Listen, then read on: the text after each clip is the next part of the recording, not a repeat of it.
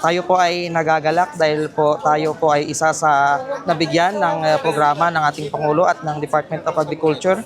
Maraming salamat po Pangulong Bongbong Marcos at sa ating Secretary ng DA, Secretary Laurel, sa pagbigay po ng isang kapaki-pakinabang na programa sa aming bayan ng Tobias Furnier, ang Carabao Multiplier Farm. Ito po ay makakatulong sa ating mga farmers na ma-upgrade ang kanilang mga native na mga Carabao at isa rin sa makakatulong na extra income kapag sila ay nabigyan ng mga Carabao na ipamimigay ng ating Department of Agriculture sa pamamagitan ng pag-manage ng LGU Tobias Furnier. Po ay isang beneficiary ng PCA ng isang 47,340 na seedlings.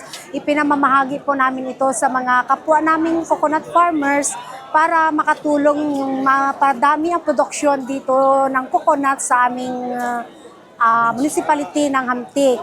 Kasi po ngayon, nagpapatayo po kami ng coco oil mill sa Funda Hamtik at isa po itong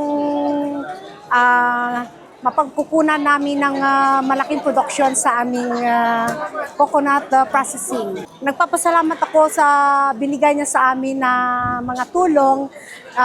Sa ngayon po, marami akong natanggap na tulong galing sa ating DA at sa ating PCA.